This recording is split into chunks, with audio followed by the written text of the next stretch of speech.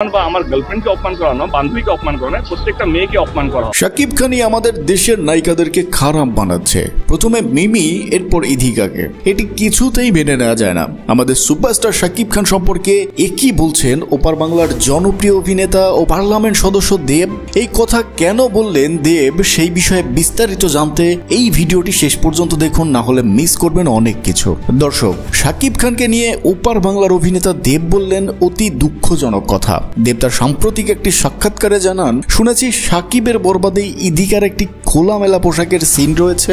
আপনি খেয়াল করলে দেখবেন আমার রিসেন্ট কাজে এরকম কোনো খোলামেলা পোশাক কোনো নায়িকাকে দেয়া হয়নি। অতএব আমাদের দেশের মেয়েরা ওপার বাংলায় যে এমনটা করলে আমাদের দেশেরই নাম খারাপ হয়। শাকিব খানকে নিয়ে এমন কথা বলার পরই সাকিবিয়ানরা বিভিন্ন গ্রুপে তাদের নায়িকাদের সোশ্যাল মিডিয়ার খোলামেলা ছবি ও ভিডিওর পোস্ট শেয়ার করা শুরু করে দিয়েছে। তবে এই ব্যাপারে খোঁজ নিলে দেখা যায় শাকিব খান ও দেবের কিছু ফ্যানরাই নিজেদের শত্রুতা থেকে এমনটা করছেন। তো দর্শক, আপনাদের কি মনে হয় শাকিব খান এর সিনেমায় কি সত্যি কোনো খোলামেলা সিন থাকতে পারে? আপনি কার ভক্ত এবং কাকে সাপোর্ট করেন তা অবশ্যই কমেন্টে জানাতে ভুলবেন না। আর আমাদের চ্যানেলে নতুন হয়ে থাকলে অবশ্যই সাবস্ক্রাইব করে রাখবেন।